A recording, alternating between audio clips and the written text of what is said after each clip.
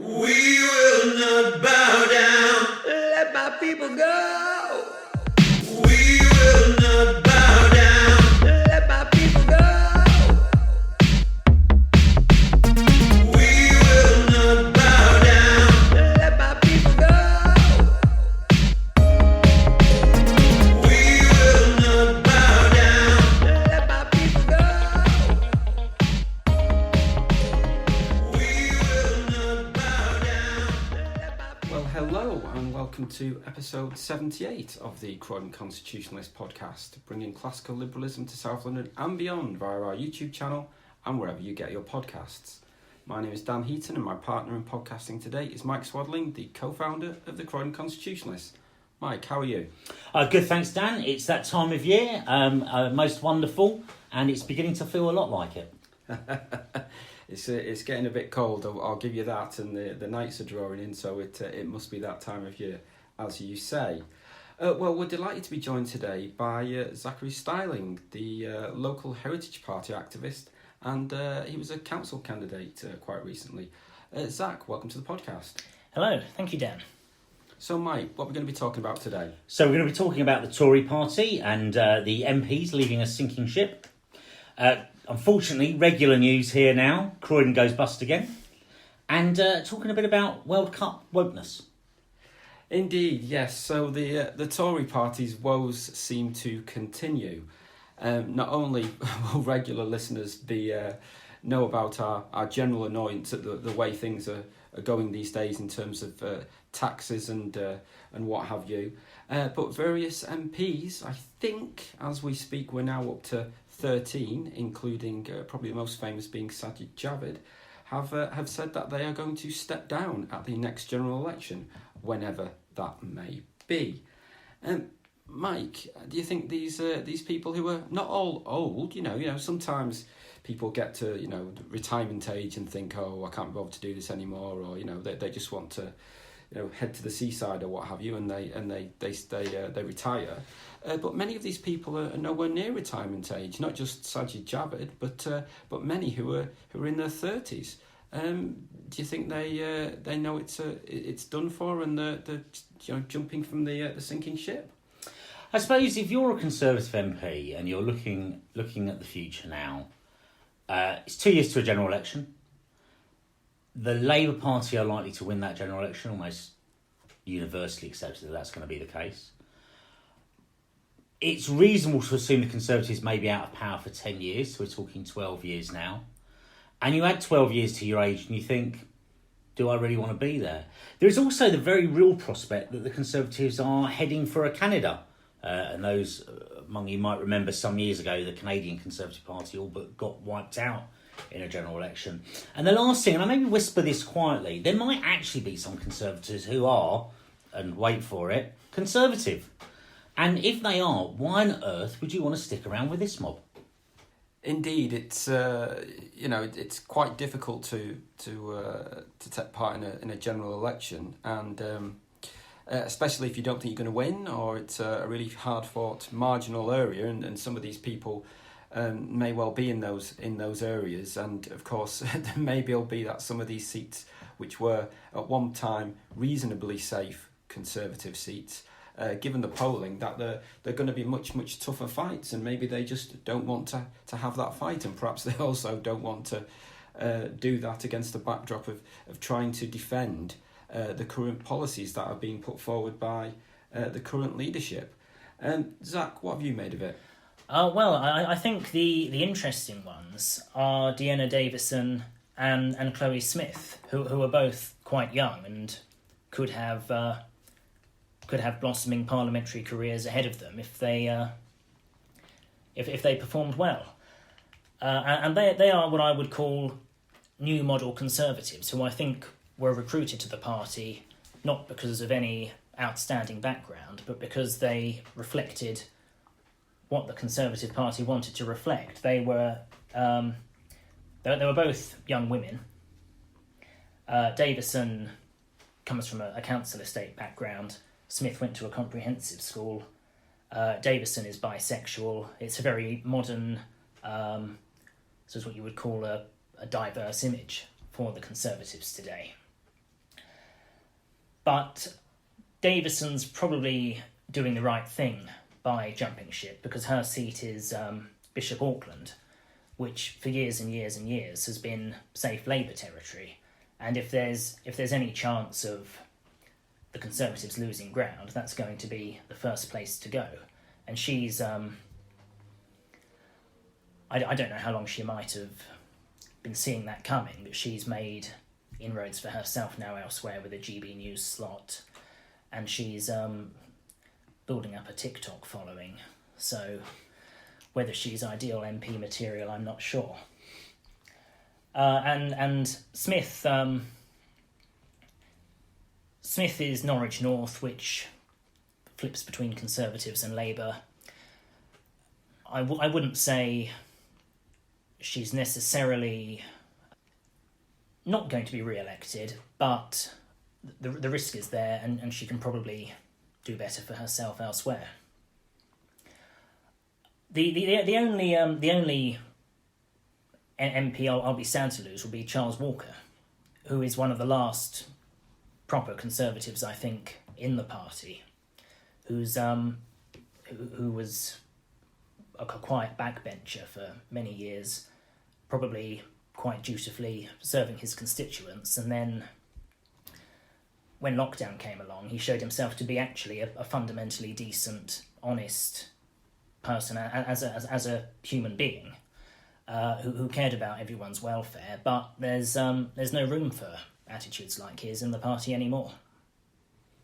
He's quoted, of course, as saying one of the reasons he's standing down is "I haven't the stomach for it," which is yes, rather a reasonable view of it.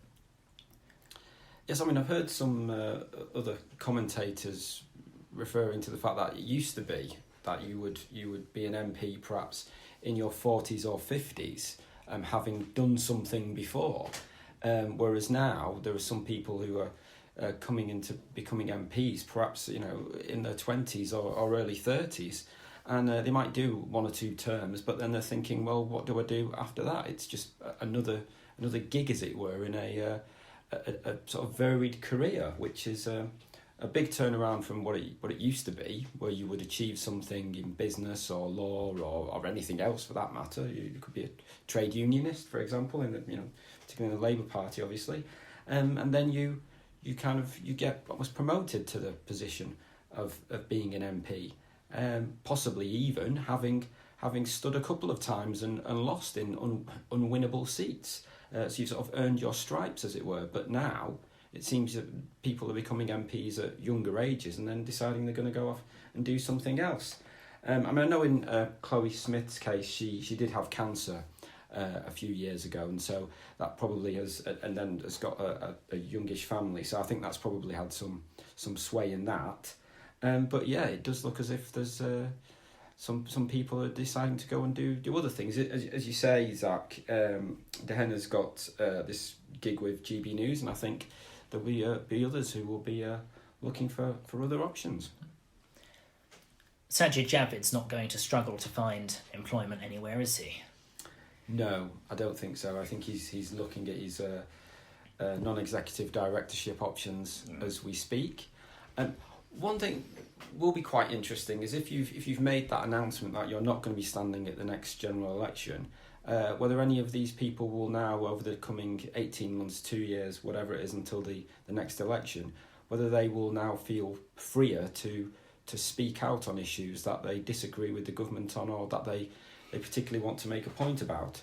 Sajid Javid has been a health secretary in the past. Will he now, possibly, who knows, will he dare speak the truth about the National Health Service and how it is basically impossible for it to do what it's supposed to do, and perhaps talk about things like insurance options and co-pay options that frankly other countries that do have a somewhat taxpayer-funded health system that they do have. So it'll be interesting to see what he says over the next 18 months to 2 years, and indeed the others. That might be asking a lot from the man who I think is our most openly apathetic MP, whose response to challenges is so what? Shut up and show some respect for the NHS. Yes. Yes. Interesting, just to mention about MPs kicking back. In stat I heard the other day, over half the Conservative backbenchers are now ex-ministers. The party, if it wasn't in enough trouble already, has got a massive management problem. 13 MPs are leaving. You can't hold anything to them. Half the people on the backbenches are probably not seeking promotion because that's come and gone. The Conservatives. You think things are bad now? They can get worse. They can indeed. Well, here in Croydon, we thought things were bad, but they're about to get worse.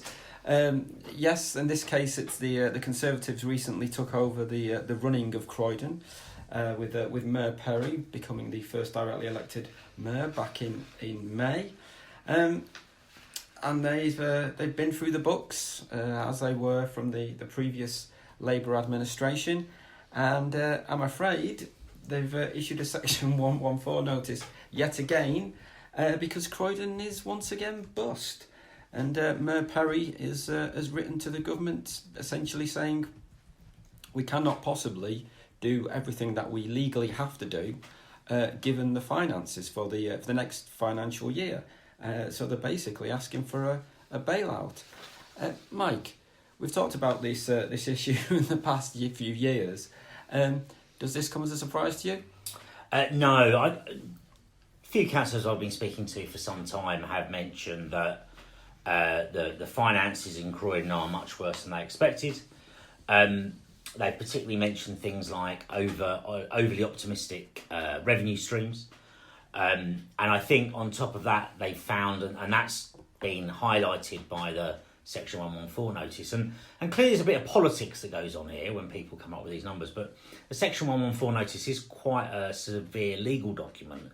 So I think there's probably some backing to what people are saying in that. And it's local government officers issuing it and what have you. But there's also quite a lot of items that were misallocated funding, put under the wrong headings. And anyone that's had a sort of corporate job will know this well, that money isn't money. Money is revenue, money is capital, money is OPEX, money can be amorised. There's all sorts of stuff that happens with it. I don't even pretend to know what I'm saying, but there are people you employ that really understand that. I hope my bosses aren't listening. There are people you employ that really understand that and understand where to allocate funds. Those sort of people must be being employed by Croydon, but God only knows what they've been doing the last few years, because the amount of money they're finding that's wrong, that has a real terms effect on our budget is quite frightening. I just want to give a couple of figures that are really quite frightening from the financial summary that was issued by Croydon Council. Just a quote here: Croydon needs to reduce its spending by 130 million next year, financial year alone, which is simply untenable out of a net budget of some 300 million.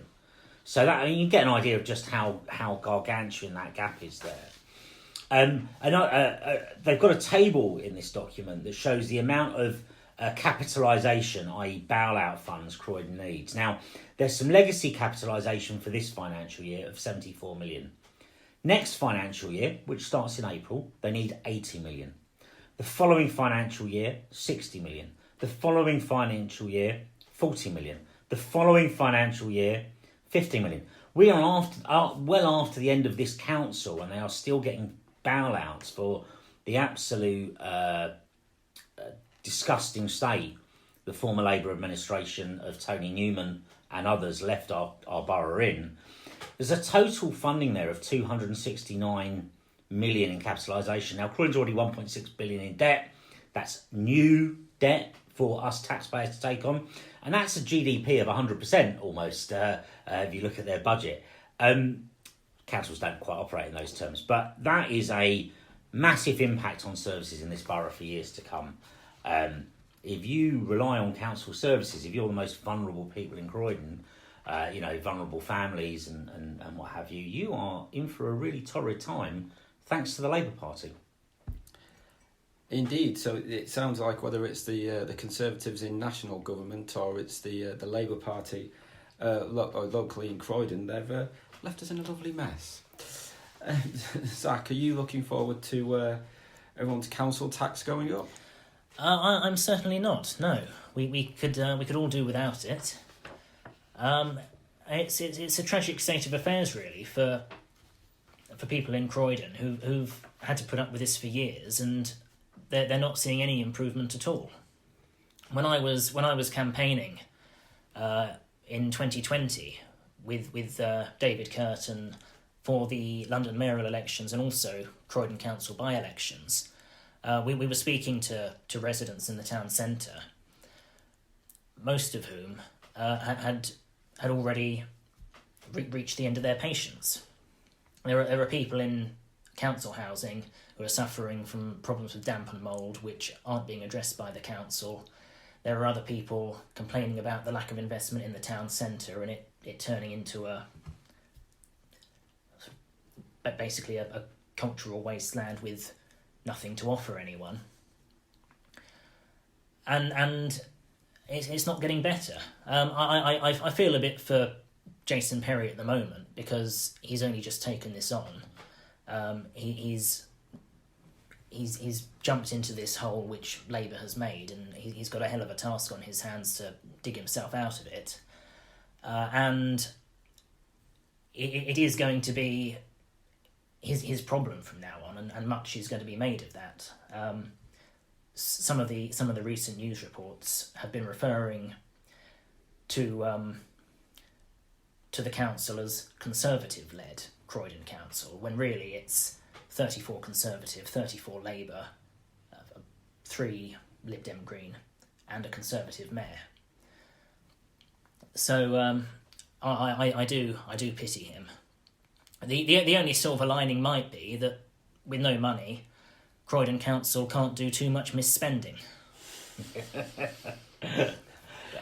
Historically, they've always found a way. Yeah, but no, where there's a will, there's a way. That's a very good point, that last bit. I should say, and I do think a lot of the blame lies on Croydon Labour. The Croydon Conservatives, of which Mayor now and then Councillor Perry was a member, voted for almost all of the Labour budgets. So they shouldn't excuse themselves too much. You've mentioned there about Croydon Town becoming a wasteland, and I think that's absolutely right, and that's part of the destruction of the council beyond just our finances. I just wanted to give it sort of a couple of thoughts on for reasons for optimism and reasons for concern. For optimism, the council has now sort of said, even with government support, the coming years will be incredibly financially challenging for Croydon Council. We must balance our books and become a much smaller organisation. Now, Dan, I don't know if you can think of anyone that's maybe written similar words in recent years, many times as a local Croydon-based organisation and published them. But it's good to hear the council saying that, finally. That's perhaps a reason for optimism. Another reason for optimism, there are relatively...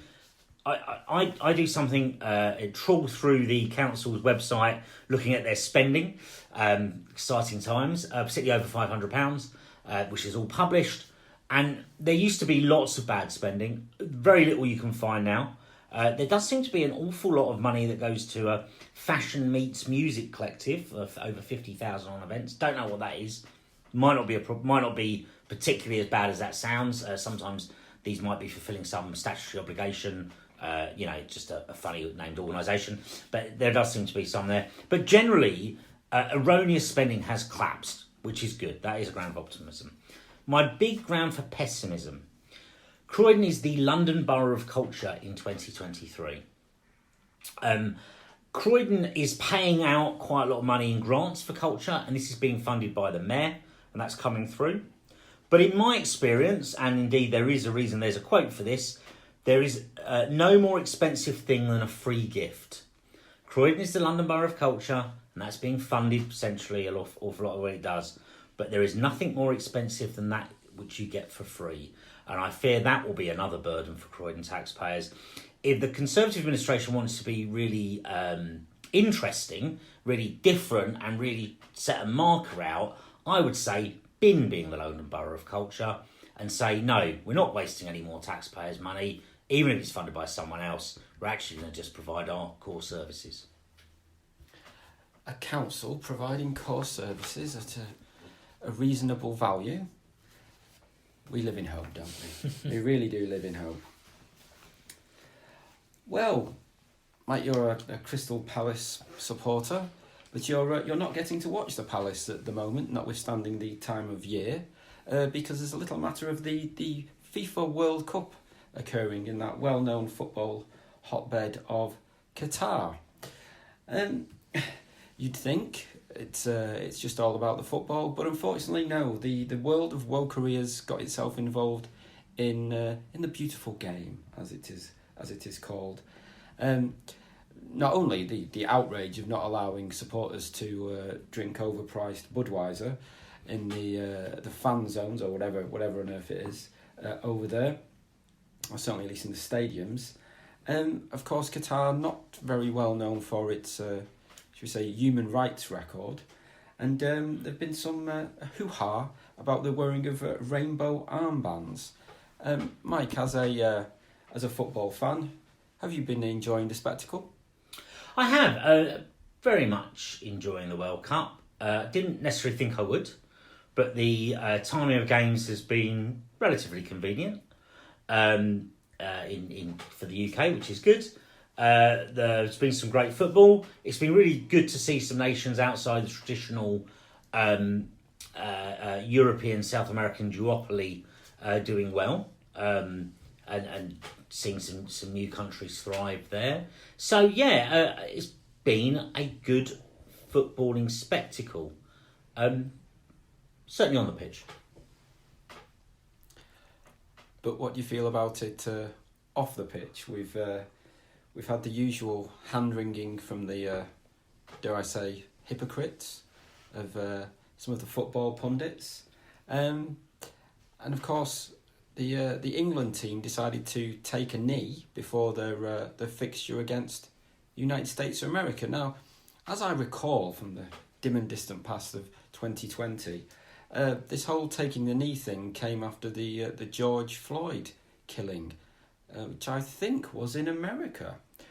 So we had England versus America, and the Americans certainly didn't take a knee and looking on nonplussed. Zach, did you enjoy that spectacle? Well, you've possibly asked the wrong person to talk about this as someone who doesn't follow the football world too closely, but I do keep up to speed with the politics of it, since they're now unavoidable. And no, it's first of all, it's embarrassing. It looks like pathetic virtue signalling, which doesn't get anything done. But it's a bit sickening, really, when you remember what the gesture is for. It comes from the Black Lives Matter movement, which isn't the innocuous thing its name would suggest. It's a sort of Marxist group which is effectively trading off the death of a man of ambiguous morals. So to see their values promoted by people who are representing our nation doesn't make for comfortable viewing. I just think there's a other question here. I think sport should be somewhere we all come together. There are so many things that divide us, and either we have sport in a way that is a political statement. We maybe only play democracies. We only play in democracies. When we get there, we all do the latest thing, whatever it might be, good or bad. We demonstrate it, and we support the latest cause. And that's the thing we can do, but that is not sport as it has traditionally been, which has been something that brings people together. And I think that's a real worry, because if it isn't sport, what is it? Clearly it's not politics. Clearly it's not religion. To some extent it might be your local high street, although I live in a high street with an LD and a Waitrose, and I think it's reasonable to say that often there are quite different cohorts of people shopping in each. Sport traditionally has been somewhere where all of your locality, so I'm a Palace fan, people in the posh part of Croydon, people in the not so posh part of Croydon all go to Palace. And in the World Cup, people from all sorts of different countries and cultures come together and watch football. Except that's become increasingly difficult as a result of the gesture politics we see around it. I don't think that's a good thing. I think we need places we can come together as a community, be that a local or international one. And we seem to be ruining it a bit. We might be many, many years too late, but to me the phrase professional sport is a bit of a contradiction in terms. As soon as it starts to become about money and it becomes about corporate sponsorship and then politics and so on, you're losing the essence of sportsmanship, which is a team of people and their supporters getting together for the love of some friendly competition and then shaking hands with the winner or the loser and going off to the pub afterwards. But it's now dependent on profits, sadly. Yes, so we really do need to bring back that Corinthian spirit, and in that spirit, can I just say that I haven't watched much of the World Cup at all, but I understand that Germany are out, and therefore I'm very pleased with what's going on. Indeed. So, Mike, what have we got on our website at the moment, or what have we got coming up in the real world? So, a couple of articles on the website. They're both by me. So, if anyone would like to write for us, we'd be absolutely keen to get your stories up. First up is one priced out of the job market and what's wrong with paying the living wage. It's a bit of a review of the living wage and some of the risks that come from it, and the risk of pricing people out of work. So if you're interested, have a read of that. Another article, I Told You So, which is really me looking at the counterproductive nature of cancel culture. And one of the things I look at, for those that remember, was old Chemical Alley in the Iraq War. Sorry, get the country correct. Many of you will remember that famous scene where he is saying that the Americans are nowhere near Baghdad as you see the American tanks passing in the background. We've banned an awful lot of Russian media during this period. Russia has done rather badly in the Ukraine from what was initially expected. We could be letting them broadcast and showing them clown themselves with their media reports.